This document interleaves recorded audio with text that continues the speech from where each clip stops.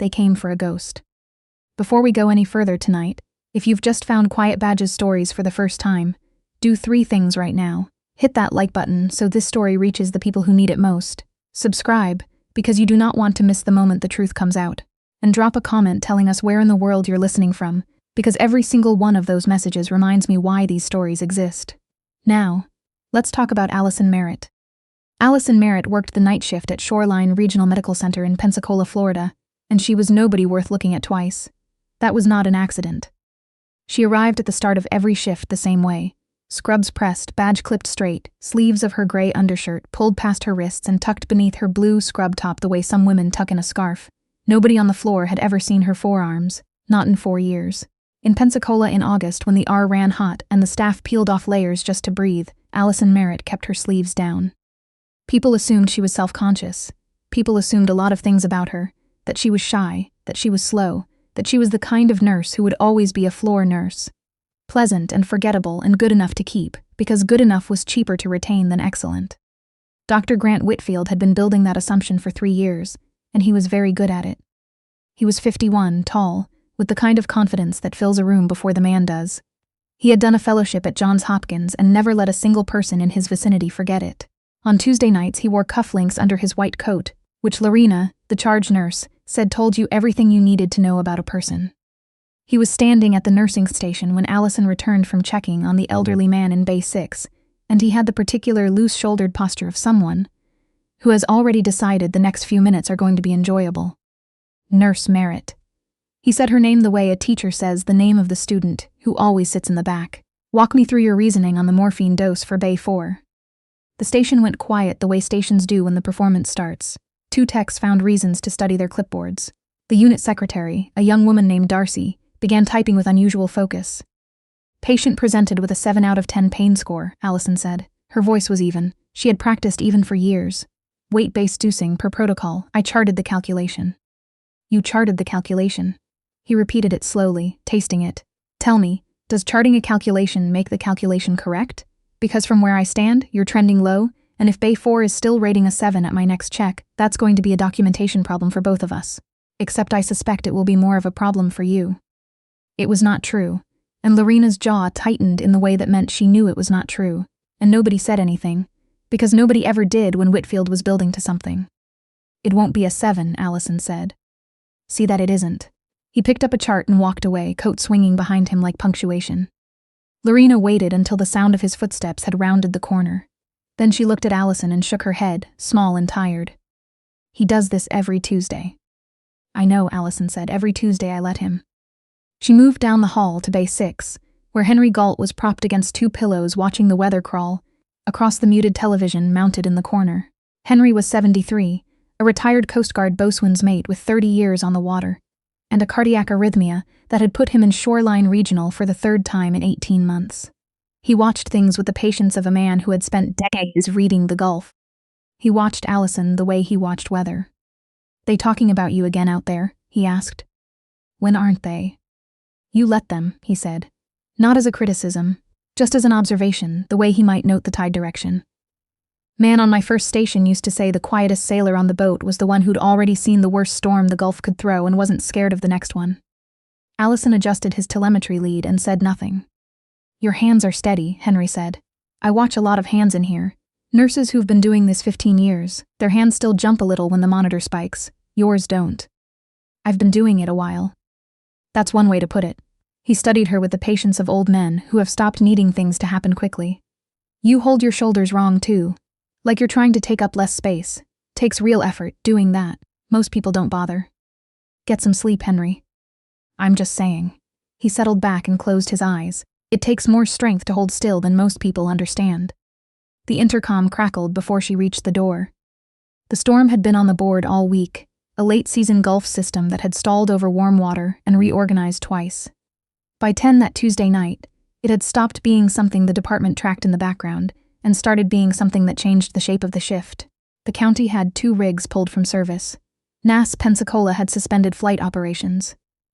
Lorena gathered the floor at the nursing station with the expression of a woman who had run a Gulf coaster through enough hurricane seasons to know the difference between a bad night and a night that would follow her home. Roads are going to be impassable south of Cervantes Street within the hour, she said. We are the primary trauma intake for anything that happens on the water tonight. If it comes out of the Gulf, it comes to us. I need bays 1, 2, and 3 cleared and reset. Dr. Whitfield has the floor. Whatever comes through those doors, we receive it. Whitfield stood at the edge of the group with his arms crossed, and everyone operates at their designated scope, he said. His eyes moved across the staff and settled on Alison with the practiced ease of a man who had found his preferred target long ago. This is not the night for anyone to get creative. The department scattered. Alison restocked Bay 1 in silence. Somewhere in the Gulf south of the city, though no one in that building could have known it yet, things had already gone wrong in the way they go wrong out on the water. All at once, in the dark, in a place where the nearest help was a long way off. She felt it before she heard it. That was the part she could never have explained to anyone. A change in air pressure, a shift in the storm's rhythm, the low, heavy percussion underneath thunder that was not thunder at all. Her body answered before her mind gave it permission. Weight forward, breath dropping into the belly, eyes going to the windows. Rotor blades, heavy ones. More than one aircraft, flying low and fast in conditions that had grounded everything the Navy had on the ramp tonight, which meant the people flying had stopped consulting the weather service and started doing the math on how much time they had left. The windows of Shoreline Regional began to shake. The first MH-60 came out of the rain like a fist, dropping onto the hospital's front lawn because the helipad was built for single-engine medicals, and the pilot had made a professional judgment that she did not have time to care about that. Water sheeted off the rotor wash in concentric rings. A row of parked cars rocked. The department moved to the windows the way departments always do. All at once involuntary, the pull of the extraordinary. Is that military? They can't land on the lawn. They already did. The side door came open before the skids settled, and men came out of it with the particular speed of people who have never once in their lives confused urgency with panic. 6 of them. Dark rain gear over tactical gear with no name tapes, no patches, no insignia of any kind. 2 on a litter moving with the broken jog economy of men who know exactly how much jostling a dying friend can stand. 1 at the front sweeping the path clear, 1 at the rear covering by pure reflex even here, even now. And 1, broad-shouldered, moving beside the litter with his hand resting on the wounded man's arm, head bent low, talking to him, with the posture of a person who has personally refused to let someone die before and intends to refuse again tonight. Lorena was already at the ambulance bay doors, waving them toward Bay 1. They came through the rain like the storm had finally given something back, and the broad-shouldered man swept the department in a single flat pass of a look that cost him less than a second and missed nothing. Then he said the sentence nobody in Shoreline Regional was prepared for. I need one thing before anything else. We were told there was someone at this hospital. We've been looking for them for 2 months. He paused, and his voice dropped into something careful and deliberate. Callsign Sable. Is Sable here? The department returned silence. Lorena blinked at him. Sir, I don't know what that means. Let us take your patient. The man's jaw set around something enormous. Then let's move. His name, the only name they were going to get, was Mac. The wounded man on the litter was Tate, 26 years old. Their boat had capsized in the storm surge during a night water exercise 12 miles south of the coast, and a piece of the hull had taken him across the upper left abdomen on the way down, and the flight medic, who had been working him for 35 minutes in the back of a shaking helicopter, had the face of a person handing over a debt he could not pay. He's been stable than not, the medic Bryce said. 2 large bore IVs, 1 unit of ONEG pushed, pressure keeps sliding back. He needs a surgeon, he paused. He needs it now. Dr. Whitfield entered Bay 1 the way he entered every room, as if someone had just announced his name. He snapped his gloves on with a precision that was, in its way, a kind of performance. Stand back and give me a picture, he said. I have this patient. Alison watched from the corridor. She watched through the glass, standing in the shadow between the supply cart and the wall. The place she had learned to occupy for 4 years, and the arithmetic happening in the back of her skull, was older than Shoreline Regional, older than Pensacola, older than the nurse named Alison Merritt. It was the arithmetic she had first learned to run in places where the cost of getting it wrong was not paperwork and board reviews, but body bags. The picture was bad. Tate was the color of old putty. His breathing came wrong, the left side working, the right side lagging, neck muscles standing out with every breath like they were doing the work his lungs were refusing to do. The monitor said everything in falling numbers. The team was competent. Lorena's night crew was genuinely competent. They were also a community hospital's storm crew, running thin, facing an injury that arrived at civilian ERs perhaps once in a decade. Working under a physician who gave orders like someone who had rehearsed them and not like someone who had ever needed them to actually work. I want imaging before I commit to anything, Whitfield said. Mac, against the wall, heard that sentence.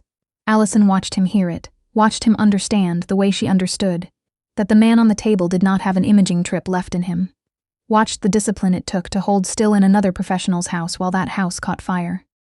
One of the younger operators didn't have that discipline yet. He doesn't have time for a scan. The young one, Rook, the others called him, stepped forward. Look at his breathing, look at his color, you know what this is. I don't take direction from soldiers, Whitfield said without looking up. Get them out of my bay.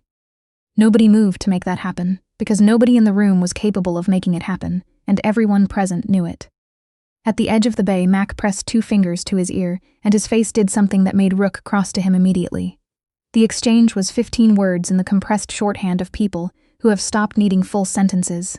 Alison, from her shadow in the corridor, read Rook's expression and Mac's shoulders and assembled the rest herself. The same incident that had put Tate on the table had produced more than one casualty. A second aircraft was holding overhead. The flight medic inside it was running out of options, and the only reason it hadn't set down yet was that the ground didn't look like it knew what it was doing. She understood then the full shape of the night. Inside Bay 1, the monitor changed pitch. The respiratory tech said words that made the room flinch. Whitfield called for imaging he still believed he had time for, and the trauma nurse at the head of the bed looked at him. Really looked at him. With the expression of a professional who has just realized the person in charge is not going to be enough. Tate's hand came off the litter, blind, searching. Rook grabbed it. His pressure is dropping, the monitor nurse said, in a voice that had stopped pretending to be calm. Whitfield arranged instruments. His hands, Alison noticed from the corridor, had developed a tremor in them. Mac saw it too. He turned his head and looked through the glass of Bay 1, past the cluster of stunned staff, scanning the department one more time, looking for someone. The way a man looks when he has been told something is here and cannot afford to leave without it. His eyes moved across the shadow between the cart and the wall, and stopped. Alison did not remember deciding. That was the truth she would carry later, in whatever life came after this night. There was no decision, no weighing. There was a 26-year-old on the other side of that glass, with a hemothorax building in his chest, and 11 meters between him and the only person in the building, who had performed a needle decompression in a moving vehicle in the dark, under actual gunfire. Her body was already moving. Her hands, the hands that shook during Whitfield's lectures, that everyone on the floor had quietly noted as evidence of her inadequacy, had gone completely still. The door of Bay 1 did not bang open.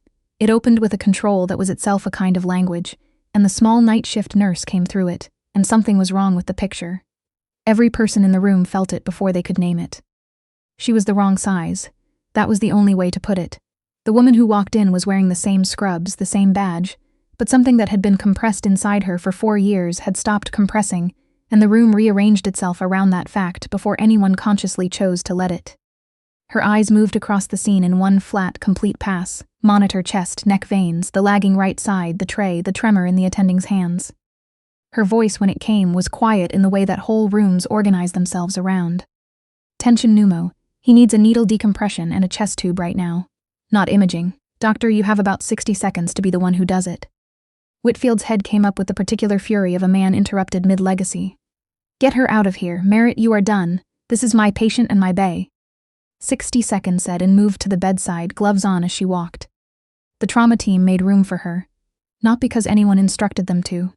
Because something in the cellular memory of people doing a dangerous job together recognizes command the way a compass recognizes north. You don't have the credentials for this, Whitfield said. Mac crossed the room in 3 steps and put himself between Whitfield and the bed. Very close. The kind of close that forecloses options. Let her work, he said, in a voice that carried the full weight of someone who has made final decisions before and is making one now. Or stand there and be the reason he doesn't make it. Those are your options, Doctor. 50 seconds later, the man called Tate took a real breath. Deep and ragged and whole, his chest rising on both sides for the first time since the Gulf had tried to keep him. The monitor's falling numbers slowed, stopped, turned. The sound that went through Bay 1 was not a cheer or applause. It was an exhale. 12 people discovering simultaneously that none of them had been breathing either. Alison worked without looking up. Her hands moved through the sequence with no hesitation anywhere in them, and the 2 nurses beside her found themselves falling into her rhythm without deciding to, handing instruments a half-beat before she asked, the way musicians fall in behind someone who actually knows the tempo. There was blood on her gloves, rain in her hair, And somewhere in the last 5 minutes, without comment or ceremony, she had pushed her sleeves up to the elbows. Rook saw it first. He was standing at the foot of the bed, one hand wrapped around Tate's ankle like that was a medical assignment, and his eyes fell to the inside of her left forearm and went still. The tattoo was small and precise. Pararescue wings folded bracketing 4 words in clean, unornamented letters. That others may live. Below the wings, a row of numbers that would mean nothing to a civilian, and everything to a very short list of people scattered across 4 states and 2 countries. Several of those people were alive, several were not. Rook didn't say anything. He looked at Mac. Mac was already looking. He had been looking since the door opened, and now he stood with his arms unfolded, and his eyes fixed on the ink with the expression of a man watching a door open that he had personally helped close. One by one, the rest of the team caught it off him, the way current moves through wire, until 5 quiet men were arranged around a hospital bed, staring at a nurse's forearm in a stillness that had nothing to do with the room around them. "Vitals are holding," the monitor nurse said into the silence. "Pressure is coming back." Tate's eyes found the ceiling, found the lights, found the woman working above him. Confusion moved through them, then something that was not confusion at all. His lips moved. The first time, nothing. The second time it came out wrecked and salt-burned and barely human, but every person in that room heard it. "That's not possible," he whispered. "You're supposed to be dead." "Not tonight," Alison said, eyes on her work, "and neither are you. Stay with me, sailor." Whitfield stood against the wall of his own trauma bay, gloves still on, tray untouched. He was an intelligent man underneath everything else that he was, and in the arithmetic of that moment he was beginning to understand the actual size of what he had spent 3 years stepping on. He said it to no one in a voice gone strange. "She's a floor nurse, she's nobody, I pulled her file myself." Mac turned to look at him. Later, Lorena would say this was the moment she would still be thinking about when she was old. Not the helicopters, not the blood, this. The big man looking at Whitfield with something that was almost pity. "Nobody moves like that in a hospital," Mac said quietly. "That's not training, that's memory, the kind that doesn't come from a classroom." He looked back at Alison, at the tattoo, at the hands that this building had called unsteady. When he spoke again, his voice had changed, gone formal, gone careful. The voice of a man addressing something he had believed was gone from the world. "We pulled a frequency 3 months ago. Someone was asking quiet questions in the community about an incident 5 years back. The kind of questions only one person would know to ask." He paused. "We followed it here. When our aircraft went into the water tonight and every military option went dark, this was the closest lit trauma center on the map. I told myself I came here for Tate." He looked at her. "I think I came here for you, Sable." The name moved through the department like a change in pressure. Alison finished securing the chest tube, checked the monitor one final time, and raised her eyes to Mac. Whatever passed between them had 5 years inside it, and a folded flag, and at least one name on her forearm that hadn't belonged there until it did. "Radio your aircraft," she said. "Tell them Sable is asking how many more were on the water. Because if the answer is more than one, this hospital is about to have a very long night, and I need everyone in this building to do exactly what I say." It was 2. The second aircraft set down on the lawn beside the first 7 minutes later, and Alison was at the bay doors before its skids touched the grass, reading it in the rain the way other people read headlines. The flight medic in the doorway had been doing chest compressions in the back of a shaking helicopter for 40 minutes, behind him. 2 more on litters. One was a woman, Harper, her team called her, with a dislocated shoulder and a head laceration that had bled onto everything. The other was completely still. The still one's name was Conrad, 31. Belly wound from the same hull fragment, lower right, the kind that sat quiet for an hour and then announced itself all at once. Skin the color of candle wax, blood pressure leaving by degrees. 2 inbound, Alison called over her shoulder. "Bay 2, Bay 3, crash cart to the center of the pod. Not against the wall, we share it tonight, Lorena, warm blood. Every unit of ONEG in this building comes to this floor right now. Don't wait for the tube system. Walk it up yourself if you have to." The staff of Shoreline Regional discovered in the next 4 minutes that they had been waiting, without knowing it, for someone to tell them what they actually were. Alison knew all of them, not just faces and names but edges. Which tech needed one clear task at a time. Which young nurse was 3 times better than her own confidence and needed only one steady look to unlock it. 3 years of standing invisible in the corner of every code, saying nothing, and the entire time she had been doing what she was built to do. Watching, assessing, building the roster in her head for a night she had prayed would never come. It had come. Barbara Stowe arrived from the administrative wing with a red emergency operations binder, and the flushed authority of a woman who had been reached at home and was making everyone aware of it. Whitfield trailed half a step behind her as she planted herself in the mouth of the trauma pod. Stop, everyone stop. She held the binder like a piece of evidence. This is an unauthorized mass casualty intake. There is a chain of command in this building and it does not run through a floor nurse. Dr. Whitfield is the attending physician of record. Nurse Merritt, you are relieved of duty effective immediately. The room stopped. Not to obey, Alison understood that in a glance, but because civilians under competing authority freeze the way circuits do when too much current hits them at once, and every second of that freeze belonged to Conrad, whose blood pressure was continuing to leave the building. She looked at Stowe for exactly as long as it took to speak. There are 3 American service members in this room who are alive right now, and will not stay that way on protocol and binders. You have 2 choices. You can document everything I do and use it against me in the morning. I will sign every page of it. Or you can stand in that doorway and cost this hospital one of them. She was already turning back to bed 3. Those are the only options this night is selling. Authority is what's in your hand, Miss Stowe. It's a binder. Then she turned to Whitfield. She had every reason to leave him against that wall. She didn't. Dr. Whitfield, I need a physician's orders on record for everything we're doing, and you are the attending. You can be the doctor who saved 3 people in a hurricane, or the doctor who watched. You know which one you've been. She held his gaze. Tonight you get to choose again. It was, several nurses would say afterward, the strangest act of mercy they had ever witnessed. She had held every card and she handed him one instead. The war behind his face lasted 10 seconds. Then Whitfield walked past Stowe without looking at her, pulled on fresh gloves and said, in a voice with all the performance drained out of it, "Get me the on-call surgeon on the phone. Whatever she asks for, order it." Conrad crashed at 2:17 in the morning and came back. He crashed again at 3:40 and came back a second time, Rook's hands doing compressions while Alison called the rhythm in a voice that never changed pitch. Steady as a metronome, steady as the 7 names inked on her arm. "Stay on rhythm," she said when she heard Rook's breathing change. "Don't speed up, he needs every stroke to count. You're doing it exactly right." "You know my name." His voice had broken somewhere in the last hour and hadn't reassembled itself. "How do you know my name?" Max said it at the door. Names matter. A pulse flickered under her fingers, faded, came back, held. There he is. She reached across the bed and pressed Rook's hovering hands flat against the blanket. "Stop compressions. Look at the monitor, not at me." He came back. The on-call trauma surgeon arrived at 4:12 in a county high-water vehicle, in scrubs and a rain jacket, carrying her boots. Dr. Velasquez had 32 years of trauma surgery, and the particular efficiency of someone who stopped wasting words long before their residency ended. She walked into the pod, took 15 seconds to assess the scene, and looked at Alison. "What do you need from me?" "A surgeon," Alison said. "The rest is done. He's as stable as this floor can make him. Lower right quadrant. He's been holding pressure for 40 minutes by his fingernails. He needs your table in the next 20 minutes.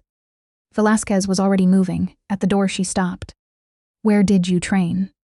"Somewhere with worse weather," Alison said, and turned back to her patients. Velasquez went to do her work and asked nothing further, because 32 years of trauma surgery teaches a person to recognize the shape of a story that is not hers to open. The eye of the storm arrived at 5:40 and set a strange quiet over the flooded coast. In that quiet, the department finally slowed enough for human beings to remember they were human beings. Rook fell asleep against the wall, with his hand wrapped around the bedrail of Tate's gurney. Harper finally let Darcy put a second suture in what she'd been calling a scratch. Max stood at the window of the ambulance bay with 2 cups of coffee and waited. Alison found him there without planning to. For a long time, neither of them spent any words.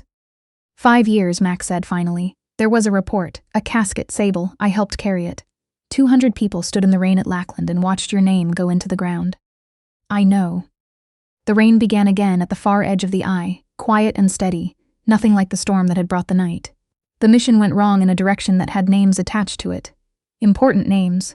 The kind that don't go to courtrooms. I had seen something I couldn't prove, and they gave me a choice: disappear as a hero or reappear as a liability. I took the option that kept the people I cared about safe. She paused. "Gracie's name is on my arm, so are the other 6. Max set his cup down. "Tate is Gracie's little brother." He said it carefully, the way a person says something that is too large to say without handling it gently. "He joined 2 years after her funeral. He carries a photograph of the 2 of you in his kit. He's known your face since he was 19 years old." He shook his head slowly. Tonight he woke up bleeding in a civilian ER in a hurricane, and the dead woman from his sister's photograph put her hands inside his chest and ordered him to live. Alison looked at her hands. "There are chaplains," Max said quietly, "who would build a whole career on tonight." The morning meeting convened at 8:30 in the conference room, called by Stowe, who had spent the hours since dawn assembling a case with the focused energy of someone who understood that if the binder didn't win now, it never would. The chief of medicine, the director of nursing, 3 board members on speakerphone, Lorena, Whitfield, and Alison, who had not slept and did not appear to require it. Stowe spoke for 9 minutes. Unauthorized aircraft, unauthorized personnel, a floor nurse performing physician-level interventions, armed individuals obstructing security staff. She was, in the narrow accounting of her binder, right about nearly all of it. When she finished, she squared her pages. Effective immediately, we are terminating Nurse Merritt's employment and referring her conduct to the Florida Board of Nursing. This institution runs on its reputation. Into the silence, Alison said, "May I ask one question before the vote?" The chief of medicine, Dr. Osmond, nodded. "Is this hospital's reputation better served by what's in that binder?" Alison said, "Or by the 3 service members alive upstairs? You only get to tell one story, and the United States Air Force is about to help you choose which one it is." The knock on the conference room door came so precisely on those words that Lorena would always half believe it had been arranged to the second. Delgado, the security officer, 24 years Army and anchor tattooed on his left hand, opened the door at something very close to parade rest. Through it came a woman in Air Force service dress, silver oak leaves on her collar, followed by Mac, who posted himself against the back wall with the expression of a man who has been promised something worth watching.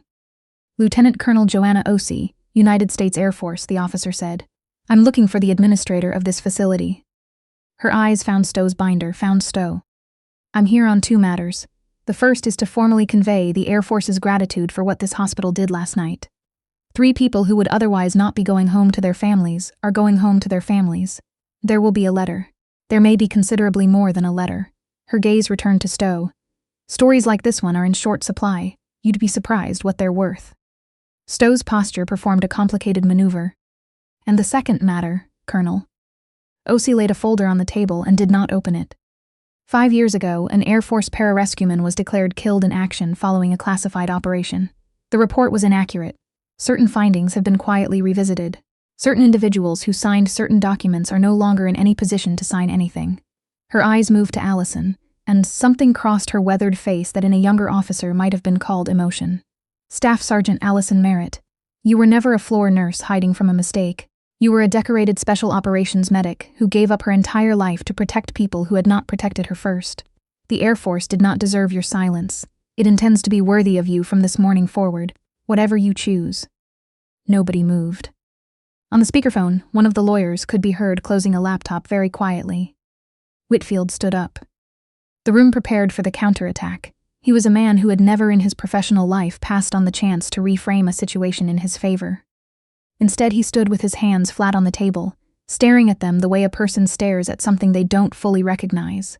And what came out of him came out stripped of everything that usually came with it. "I reviewed every intervention from last night this morning," he said. "Every call she made was correct. Several were faster than I would have made them. 2 I would not have had the courage to make at all." He made himself look at Alison, and it clearly cost him more than anything the storm had asked of him. "I have spent 3 years telling this hospital you were nothing, because something about the way you absorbed it made me feel larger than I was. I understand now what I was actually looking at." He gathered his coat. "My conduct toward you goes to the medical staff office today in a report I will write myself." At the door he stopped without turning around. "The morphine dose for Bay 4 on Tuesday was correct. It was always correct. I knew that when I said it wasn't." Then he was gone. The vote was not close. The binder did not survive contact with the morning. Later, much later, after the board had quietly restructured the Emergency Operations Authority, and the local paper had run its front page, with a photograph of 2 helicopters parked in a flooded lawn at sunrise, and Stowe had given an interview using the word "we" 11 times, Alison sat in a low chair beside Tate's bed and told him the truth. She told him about Gracie, how she had moved through the world, the particular sound of her voice on the radio, the way she had done her job right up until the moment she couldn't, and had been doing it right at the end, her hands steady, refusing to let go of someone else. She told him that his sister's last words were not about fear, that she had been 10 feet away, that she had said Gracie's name so she would not go into it alone. Tate wept. Carefully, around his chest tube, the way young men cry when they have been carrying something for a long time, and finally have someone to hand it to. She stayed in the chair with her hand over his until it passed, and neither of them counted the minutes, because some debts are not payable in minutes. On the way out, she stopped at Bay 6, where Henry Galt was awake against doctor's orders and grinning at her through his oxygen line, like a man collecting on a long-standing bet. "Folded," he said. "Not weak, I told you." He closed his eyes with the satisfaction of someone who has been proven right by the universe and intends to enjoy it fully. 40 years on the water, I know the difference. "Go to sleep, Henry." "Charge nurse someday," he said. "Mark me, the quiet ones. It's always the quiet ones." They found her that evening at the edge of the shoreline park, half a mile from the hospital, where the Gulf lay flat and gold and spent under the sunset. The waterline scattered with roof shingles and torn palm fronds, the peaceful wreckage of a storm that had finally said everything it had to say. Alison Merritt stood at the water's edge, with her sleeves rolled to the elbow and her left forearm bare to the last light, and she read the 7 names the way they were meant to be read. Out loud, slowly, one at a time, by someone still alive who had been there when the names were made. When she finished, she stood a while longer. The water came in and went out, and something that had been 4 years underground finally surfaced and went out with it. Mac and the team found her there and stood beside her in a loose line facing the water, and nobody performed anything, and it was exactly enough. Tate was awake upstairs and asking for 2 things, his sister's photograph and 5 minutes with the nurse. Colonel Osei had offered Alison everything: reinstatement, a training command, a formal ceremony, everything the record owed her.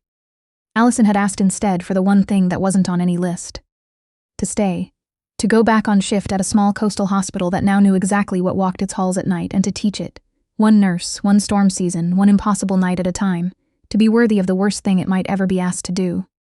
Dr. Osman had approved the trauma readiness program before the conference room cleared. Lorena had already started a list of names. The schedule, that came out on Friday, showed a new charge nurse on the night shift. Every single person on the roster had asked to work it. The sleeves, from that night forward, stayed wherever Alison happened to leave them, which was, in its own quiet way, everything. If tonight's story stayed with you, do 3 things before you move on. Tap the like button. It costs nothing, and it helps this story find the people who need it. Subscribe to Quiet Badge's stories so you're here the next time the truth comes out from somewhere nobody thought to look. And leave us a comment telling us exactly where you're listening from tonight. We read everyone. Because the reason these stories matter lives in those comments. In the places where people are still carrying something quietly, still waiting for someone to see. The quiet ones, it's always the quiet ones.